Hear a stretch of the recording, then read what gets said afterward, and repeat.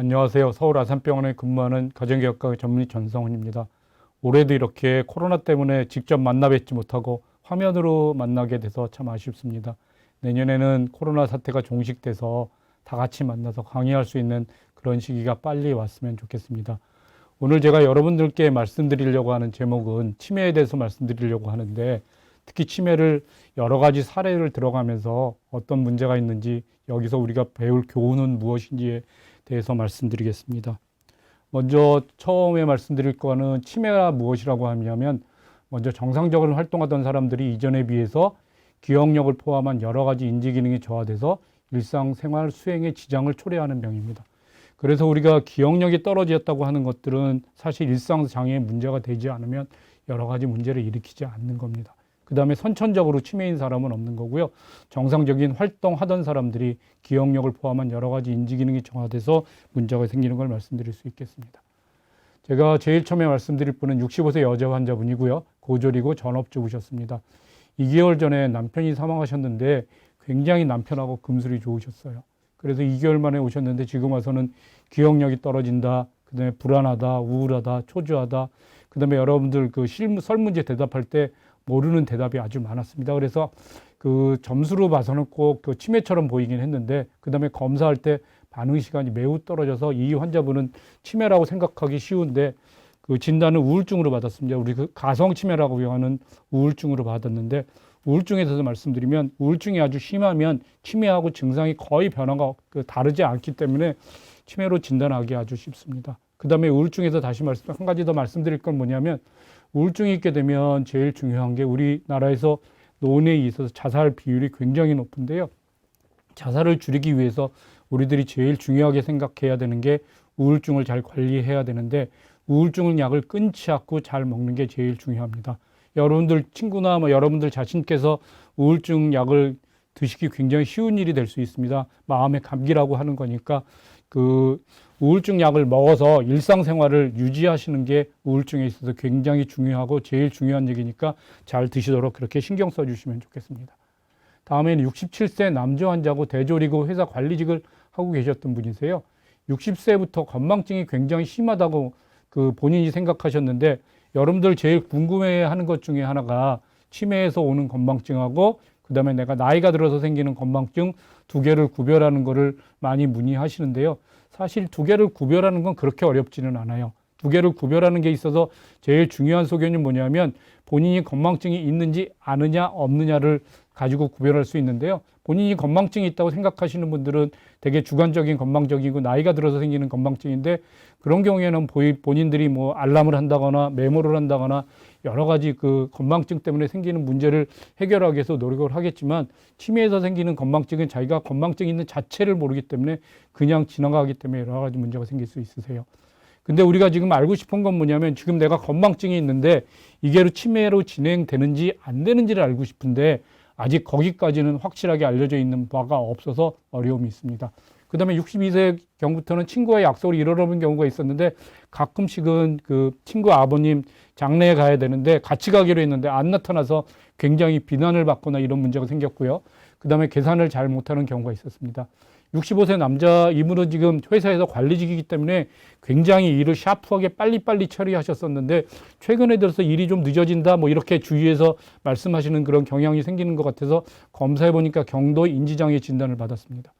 그래서 말씀드렸던 데 주관적인 건망증에서 발견해서 치매 진행이 예방하는 게 목표인데, 아직 여러 가지 검사 방법이 나와 있기는 해요. 근데 아직은 그 약물이 확실히 발견될 건 없고요. 지금 현재 치매 예방약을 복용하고 있기는 하지만 확실하게 치매의 발병을 늦출 수는 있겠지만 진행을 막지 못한다는 게 현재로서는 어려운 점입니다. 그래서 제가 그 15가지 설문을 한번 여러분들하고 같이 해보려고 하는데요. 이 중에서 설문 중에서 그 한 달에 한 번 정도 있다면 문제가 되지 않지만 일주일에 한 번 정도로 자주 있다 그러면 문제가 될 수 있는 것들이 될 수 있습니다. 그래서 15개 중에서 2-3개가 그런 게 있다고 하면 여러분들 치매 검사를 받아보시도록 하시는 게 좋겠습니다. 오늘은 몇 월이고 무슨 요일이 잘 모르겠습니다. 오늘 제가 그 녹화하는 날은 2월이고 화요일이거든요. 근데 여러분들께서 이걸 잘 모르신다면 문제가 되실 수 있으세요. 그 다음에 자기가 놓아둔 물건을 찾지 못하는 것, 그다음에 같은 질문을 반복해서 계속하는 것, 약속하고서 잊어버리는 것, 물건을 가지러 왔다가 잊어버리고 그냥 온다 등이 되게 기억력에 관한 설문입니다. 이런 문제가 자주 있다면 기억력이 떨어진 걸로 판단해 볼 수 있겠습니다. 그다음에 인지기능이라고 하는 건 우리가 판단하고 생각하는 기능인데 물건이나 사람의 이름에 대기가 힘들어 머뭇거린다. 사실은 한두 번은 이런 걸 경험해 본 적이 있을 거예요. 말하다가 뭐 갑자기 생각이 나지 않아서 이런 경우가 있겠지만 그런 게 자주 있다 그러면 문제가 될 수 있고요. 그 다음에 대화 중에 상대방하고 얘기했는데 이게 이해가 되지 않아서 다시 한번 설명해 달라거나 이런 말이 있다면 문제가 되실 수 있고요. 길을 잃거나 헤맨 적이 있는데 이건 맨 처음에는 낯선 곳에 가서서 그 길을 잃거나 헤맨 적이 있는 거는 뭐 어쩔 수 없거나 그런 일이 생길 수는 있지만 그게 점점 진행된다면 그다음에 익숙한 곳에서도 길을 잃거나 헤맬 수 있습니다. 그다음에 예전에 비해서 계산 능력이 떨어졌다거나 그다음에 걸음값 뭐 거스름 계산을 잘 못하는 이런 일이 생길 수 있고요. 그다음에 인지기능 장애가 성격이 변한 걸로 그렇게 인지될 수도 있습니다. 그다음에 일상생활에 가서 여러 가지 질문을 하겠는데 이전에 잘 다루던 기구의 사용이 서툴러졌다. 근데 세탁기, 전기밥솥, 뭐 시골에 계신 분 경운기 같은 걸 잘 쓰셔야 되는데 그런 걸 잘 운전하고 다니는데 잘 못하신다거나 예전에 비해서 방이나 집안 정리를 잘 못한다거나 그다음에 뭐 결혼식에 갈 때는 정장을 입고 가야 되는데 추리닝 입고 간다거나 그다음에 장례식장에 하얀옷을 입고 간다거나 이런 상황에 맞게 옷을 선택하지 못한다거나 그다음에 대중교통 수단을 이용해서 내가 그 어디를 갈 때 환승을 해야 되는데 그런 걸 못한다거나 어디서 내려야 할지 몇 번을 갈아타야 될지 이런 목적지에 가는 게 힘들어진다면 문제가 될 수 있고요. 그다음에 관절염 때문에 무릎이 아파서 그 대중교통 수단을 못하는 건 제외되는 거고요. 근데 내복이나 옷이 더러워져도 갈아입지 않는 건 이제 위생관념이 없어지는 그런 문제가 일상생활에서 생긴다면 문제가 될 수 있고 15개 제가 설문을 했는데 그중에서 2-3개 정도가 문제가 된다면 그 문제가 되실 수도 있습니다. 그 다음에 치매 진단에 대해서 말씀드리면 사실 치매 진단은 여러분들께서 흔히 생각하면 MRI 하나만 찍으면 치매를 탁 진단할 수 있을 거라고 그렇게 생각하시긴 하는데 실제로 치매 진단은 그렇게 간단하지는 않습니다. 제일 처음에 치매가 어떻게 생기는지, 언제 천천히 생기는지, 갑자기 생기는지 이런 것들을 먼저 잘 들어봐야 되고요. 그거는 환자 본인이 얘기할 수도 있고 그 다음에 그 보호자가 얘기해 줄 수 있는데 그게 1번이고요. 그 다음에 환자를 진찰해야 되는데 먼저 내과적인 진찰, 그 다음에 어디가 말씀을 잘 못하신다거나 신경학적으로 문제가 없는지 하는 진찰이고요. 그 다음에 지금 2가지가 굉장히 중요한 건데 그 2가지가 굉장히 중요한데요. 하나는 신경심리검사, 하나는 뇌영상검사입니다. 이거는 지금 아까 말씀드렸던 우리가 그 설문에서 했던 기억력, 그 다음에 인지장애, 그 다음에 일상생활을 잘 할 수 있는지 여러 가지 검사를 하는데 우리가 보건소에서 하는 MMSE는 30점짜리 간단한 문제지만 이거는 되게 30분에서 1시간 정도 걸리는 굉장히 여러 가지를 질문하는 그런 걸 해야 하고요. 그래서 여기서 몇 점이 맞는지 굉장히 중요한 거고 뇌 영상 검사는 CT, MRI, PET, 스펙트 이런 여러 가지 할 수 있는데 여기서 보이는 CT하고 MRI는 이 뇌의 단면을 잘라서 그냥 보는 검사고요. 그래서 우리가 뇌 혈관이 막혔다거나 아니면은 그 위축이 됐다거나 이런 걸 알 수 있어서 우리가 지금 생각하는 그 진단이 무언데 거기서 그 기억력이 떨어지는 해마 부위에 지금 위축이 있다거나 혈액 공급이 적다거나 이런 걸 알 수 있고요. PET하고 스펙트라고 하는 거는 그 기능까지 같이 그 반영하는 검사인데 뇌의 기능이 어느 부분이 떨어졌는지 그 다음에 아밀로이드라는 게 지금 생겼는지 이런 것까지 할 수 있어서 그런 검사를 해야 지금 비로소 치매를 진단할 수 있어요. 그래서 이 2가지를 같이 해야만 치매를 진단할 수 있고 여러 가지 진단서를 쓴다거나 소견서를 낸다거나 이 신경심리검사하고 뇌영상 검사 소견이 있어야 진단할 수 있고요. 그 다음에 내과적으로 여러 가지 문제가 있을 수 있으니까 내과적인 문제가 없는지 혈액검사, 흉부촬영, 심전도 이런 것들을 하기도 합니다. 그래서 치매를 진단하기 위해서는 병력 청취, 그 다음에 신경심리검사, 그 다음에 뇌 영상검사가 중요하다는 말씀을 드립니다. 다음 환자 한번 볼까요? 이번엔 80세 남자 환자시고 대졸이세요. 그 다음에 70세부터 주관적으로 기억력 저하를 호소하시기 시작하셨어요. 저 때 우리가 진단해서 할 수 있었으면 참 좋았지만 현재는 되지 않고 여기 MMSE라고 알려있는 게 27점이라고 되어 있는 건 뭐냐면 여러분들이 보건소에서 그 검사하시는 그 치매 선별 검사인데요. 30점 만점이니까 27점을 맞았다고 하면 틀린 게 3개뿐이 안 되고 실제는 90점이니까 크게 문제가 없는 거예요. 이때 이분들이 불편했던 건 뭐냐면 물건 둔 곳, 약을 먹었는지 잊어먹고 단어를 금방 대지 못하는 그런 어려움이 생기기 시작했고요.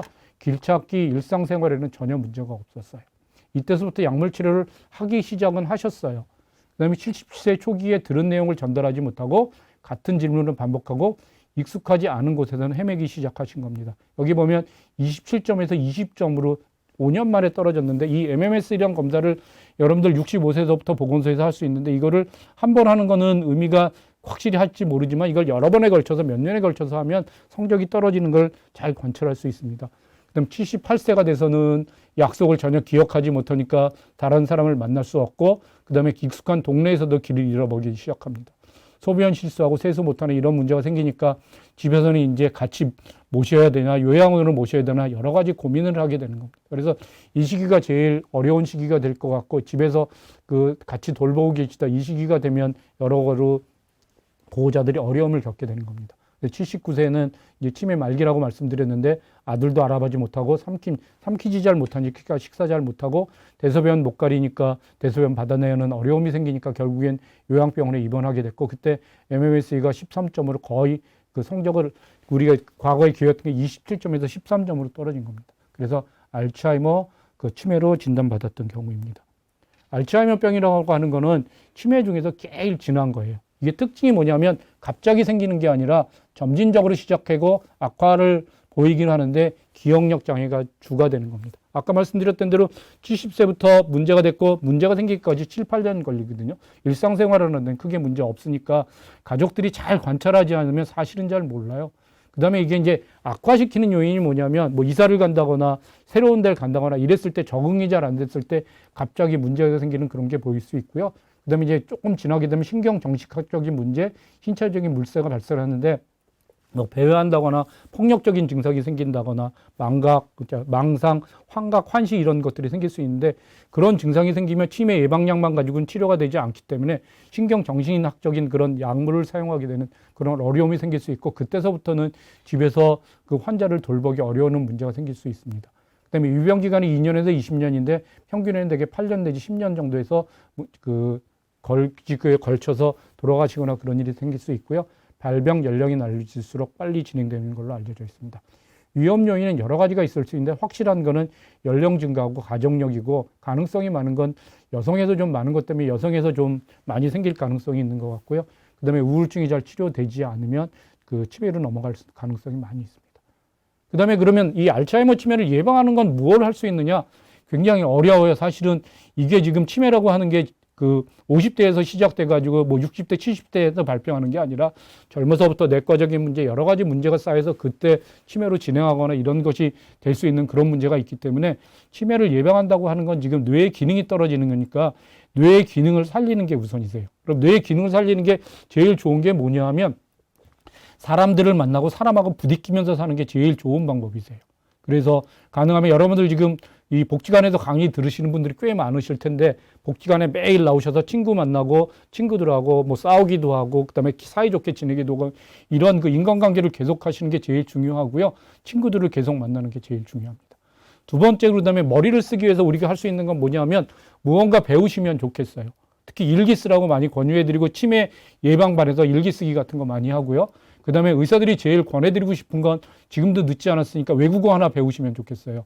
근데 외국어 배우는 게 현실적으로 어렵다면 여러분들이 젊어서부터 하고 싶었던 거 피아노 치고 싶다든지 바이올린 해보고 싶다든지 이런 그 해보고 싶은 걸 하시면 좋겠어요. 사실 60대에서 피아노 치기 연습 시작하면 80대면 80까지 사는 부분이 대부분이니까 그때는 피아노를 관중 앞에서 연주할 수 있는 그런 실력이 되실 수도 있는 거니까 포기하지 마시고요. 꼭 배우고 싶은 거 배우시도록 그렇게 하시면 우리 뇌를 잘 쓸 수 있습니다.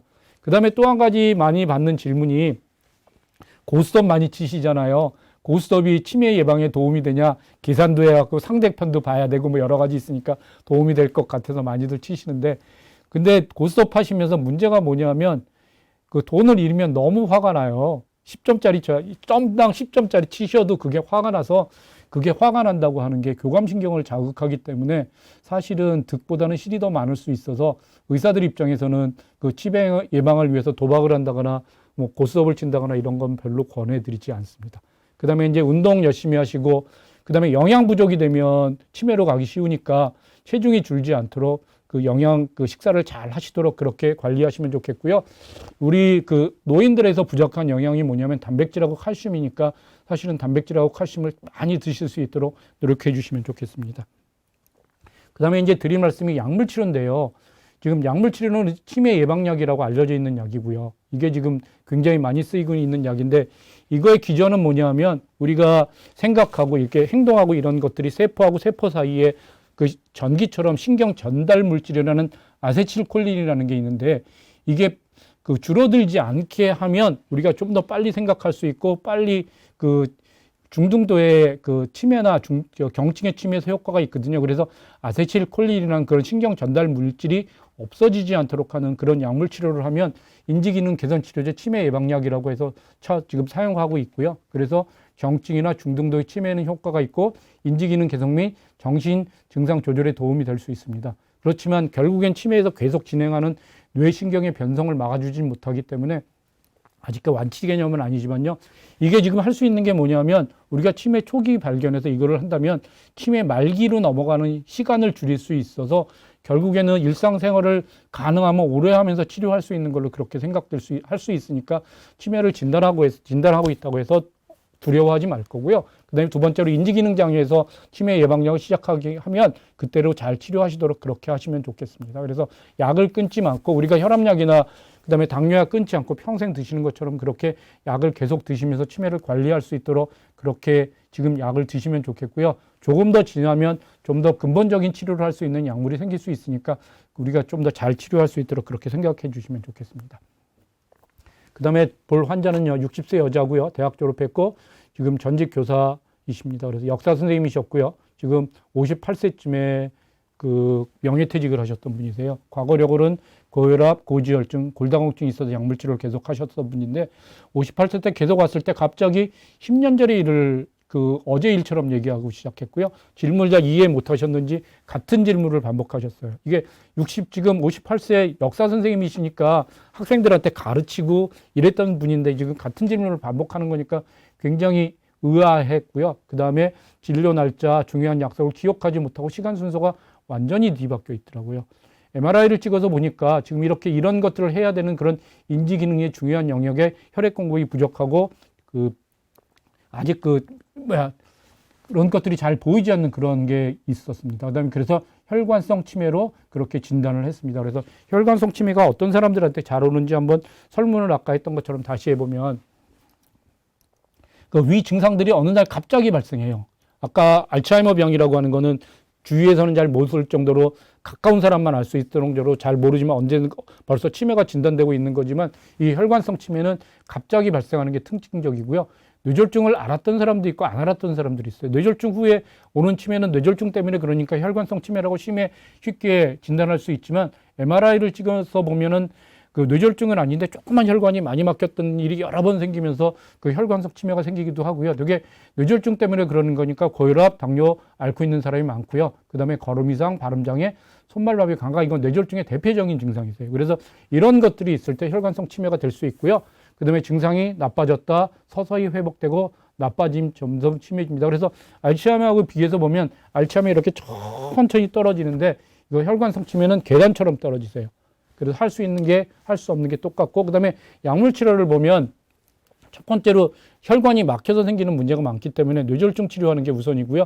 두 번째로는 결국에는 치매 치료하는 약은 알츠하이머에서 쓰는 그런 약하고 거의 비슷하게 치료할 수 있습니다. 그럼 우리가 아까 말씀드린 알츠하이머 병이 되게 7, 80%를 차지하고 이게 20% 정도는 혈관성 치매가 있는데 혈관성 치매를 예방하기 위해서는 어떻게 해야 되느냐? 혈관성 치매는 쉽게 얘기하면 뇌졸중을 예방하는 겁니다. 뇌졸중이 어떤 사람들한테 잘 생기느냐? 뇌졸중은 두 가지로 구별할 수 있는데 그 뇌출혈하고 뇌경색으로 구별할 수 있는데 뇌출혈은 되게 지금 혈압 조절이 잘 안 되시는 분들한테 되게 생길 수 있는데 현재는 그 혈압 조절을 많이들 하셔서 뇌출혈은 별로 없지만 뇌경색이 많이 생기는데 뇌경색은 혈관 자체가 만지는 동맥경화, 심장에서 올라오는 혈전이 생겨서 하는 이런 여러 가지가 두 가지 정도를 말씀드릴 수 있겠는데 그걸 예방하기 위해서는 첫 번째로 심장에서 심방세동이라고 하는 그 심장병이 생기면 잘 관리하는 거, 그 다음에 혈관이 막히는 동맥경화를 예방하기 위해선 동맥경화는 어떤 사람들한테 잘 생기냐면 고혈압, 당뇨, 고지혈증 이런 걸 가지고 계신 분들한테 잘 생기니까 이걸 철저하게 조절하는 게 중요하고 그다음에 담배 피거나 그런 분들을 담배 끊으시는 게 중요했고요. 그다음에 고혈압, 당뇨, 고지혈증 약 드시면서 아스피린과 같은 항응고제를 드셔야 할 수 있는데 그거는 이제 혈관이 막히지 않도록 피를 맑게 하는 그런 작용을 하는 그런 약물이니까 만약에 권하신다면 연세가 드셨고 고혈압, 당뇨, 고지혈증이 있고 필요하면 꼭 드시도록 그렇게 해서 혈관성 치매를 예방하는 방법은 뇌졸중을 예방하는 거다. 그렇게 이해해 주시면 좋겠습니다. 그다음에 다음 환자 한번 보겠습니다. 이번엔 83세 여자분이세요. 중학교 졸업하셨고 지금 2년 전부터 흰옷 입은 사람들이 보였고 기억력이 저하된다고 말씀하시고 계세요. 1년 전에 그 이사했는데 본인이 아주 그 보석들을 따로 챙겨가지고 장롱 깊숙한 곳에 두었는데 어디 있는지 본인이 기억하지 못해가지고요. 그 이삿짐 직원들이 가져갔다고 난리가 났었어요. 근데 실은 한참 찾아서 보니까 장롱 제일 깊숙한 곳에 그 장롱 밑에 들어가 있어서 찾을 수 없었던 거였어요.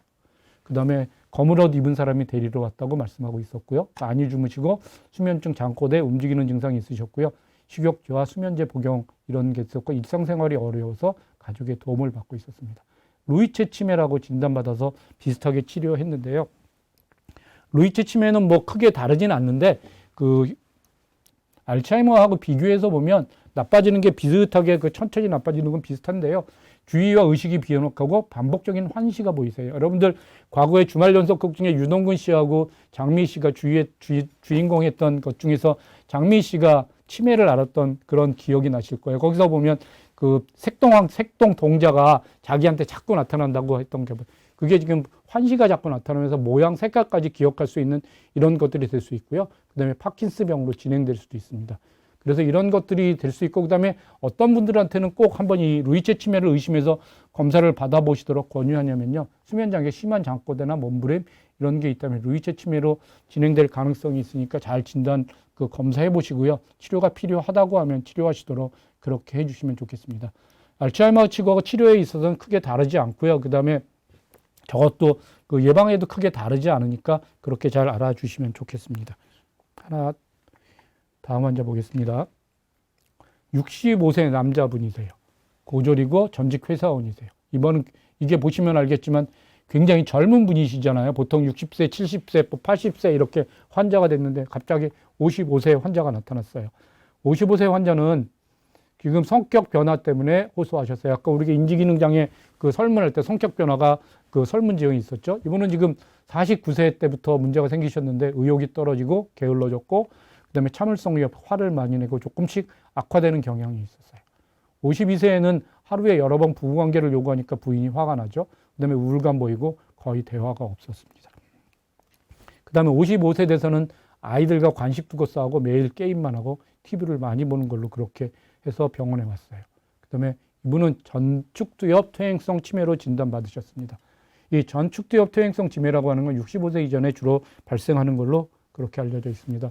전두엽, 축두엽에서 하는 일이 잘 되지 않아서 문제가 생기는 건데 쉽게 얘기하면 전두엽, 축두엽에서 하는 그 어떤 일을 생각하거나 특히 절제하거나 이런 일을 전두엽에서 하는 건데 그런 것들을 잘 못해서 문제가 생기는 거예요. 그래서 성격 변화, 언어장애, 의미 소실의 증상부터 나타날 수 있는 거고요. 초기서부터 성격 변화가 심하게 나타나고 화내고 욕설적이고 진행하면 그 양상의 그 언어장애가 두려워지는 그런 아까 점점 말해서 말을 안 하는 그런 상태가 되세요. 그래서 젊은 친구들이 너무 젊은 사람들이 치매가 생기면서 뭐 이상한 행동이 먼저 나타나니까 성격이 변했다거나 폭력성이 된다거나 아까 말씀 성적으로 문란한 일이 생긴다거나 하면 한번 치매일지도 모른다고 의심해 보셔야 하고요. 한번 검사를 해 보실 필요가 있을 걸로 생각됩니다. 예, 마지막 환자 돌보기에 대해서 말씀드리겠습니다. 우리들 그 치매가 이제 너무 우리 주위에 누구나 가족이 한두 명 있을 정도로 아주 일상적인 생활이 돼버렸으니까 어떻게 하면 집안에서 치매를 돌볼 수 있는지 그 팁에 대해서 몇 가지 말씀드리려고 마지막 슬라이드 이걸로 준비했습니다. 아까 말씀드렸던 우리 그 말기에 요양원 왔던 그런 환자 기억해 보면 굉장히 어려웠던 게 대소변 가리는 거, 그다음에 이상한 행동하는 거 이런 것들이 잘 조절이 안 됐을 때 그 요양원으로 입소하게 되는 그런 어려움이 생기니까 그 전에는 집에서 돌보게 되면 그 어떤 일을 해야 되느냐. 그다음에 제일 처음에 중요한 건 대화를 잘 해야 됩니다. 치매 환자하고 잘 해야 되는데 잘 못하니까 충분히 기다리고 단순한 단어를 얘기해야 되는데 이것들을 못하는 걸 본인이 그게 병인데 답답하니까 화낸다거나 그다음에 그거를 기다려주지 못한다거나 그러면 굉장히 문제가 될 수 있으세요. 여러분들이 알려진 것 중에 제일 잘못 알려진 게 뭐냐면 치매 환자들은 되게 마음이 편할 거다. 세상에 아무것도 모르니까 자기 생각에 갇혀서 굉장히 편하게 사는 사람이고 마음 편한 사람들일 거라고 생각하는데 실은 치매 환자들이 굉장히 스트레스가 심합니다.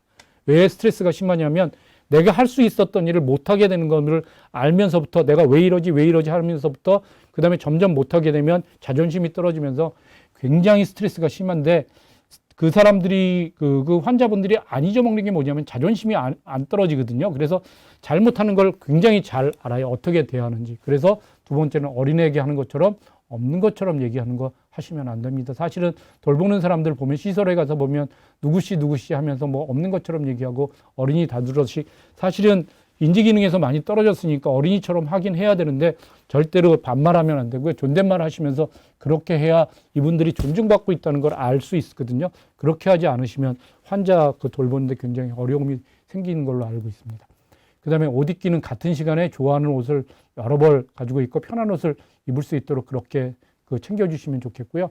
그 다음에 초기에는 뭐 식사를 했는데도 안 했다고 밥 더 달라고 이런 일이 생길 수 있다면 점점 진행되면 식사를 잘 못해서 영양 부족이 문제가 될 수 있고요. 그래서 그런 것에 제일 중요한 게 탈수가 제일 어려움이 생길 수 있거든요. 탈수가 되게 되면 변비도 생기고 피부도 마르고 여러 가지 문제가 생길 수 있으니까 영양에 부족하지 않도록 영양을 챙겨주시면 좋겠고 그거에 제일 중요하게 볼 수 있는 관점은 뭐냐면 체중이 줄어들지 않도록 식사를 잘 챙겨주면 좋겠고요. 그래서 정해진 시간에 여러 번 들 수 있도록 그렇게 잘 관리할 수 있도록 그렇게 해주시고요.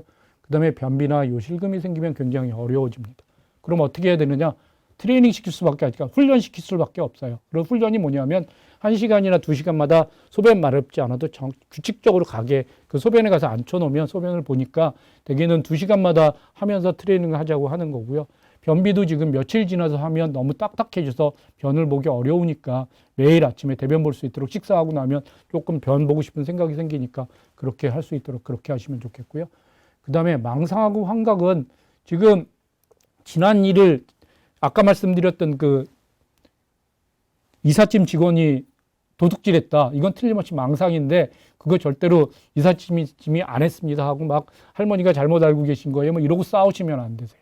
그냥 받아들이고 그랬어요 하고 넘어가고 그 다음에 그냥 찾아야지 망상, 환각 여러 가지 이상한 얘기하고 이상한 거 봤다 뭐 이런 거 그냥 봤습니까 하고 넘어가는 거지 절대로 말싸움하거나 그럴 필요는 없으세요. 그 다음에 이제 좀 더 지나가게 되면 집에서 돌보실 때 이게 집 밖에 나가서 못 찾는 게 굉장히 문제가 될 수 있거든요. 그게 제일 어려움인 것 같고요.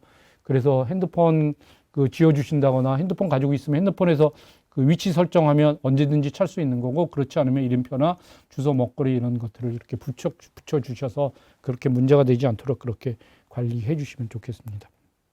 제가 강의는 여기까지 했는데 마지막으로 이제 요약해서 말씀드리면 치매 환자들이 우리가 흔히 생길 수 있는 거긴 하지만 잘 관찰하시고 잘 돌봐주시면 좋겠고요. 그 다음에 두 번째로 내가 치매가 생길지도 모르니까 예방하는 측면에서는 우리가 뭐든지 늦은 건 없으니까 배우고 싶은 거 배우는 거 머리를 쓰는 게 제일 중요한 거니까 머리를 쓰는 측면에서 사람들 많이 만나고 친구들 많이 만나고 그 다음에 배우고 싶으면 배우고 그 다음에 하실 수 있으면 외국어 하나 배우도록 그렇게 해주시면 좋겠고요. 그 다음에 운동 열심히 하시고 그 다음에 지금에서는 여러분들 어르신들한테는 식사가 부족한 게 더 문제가 될 수 있으니까 물론 체중이 늘어나는 것도 안겠지만 체중 줄이지 않도록 그렇게 잘 관리할 수 있도록 그렇게 해주시면 좋겠습니다. 경청해 주셔서 감사합니다. 이걸로 마치겠습니다.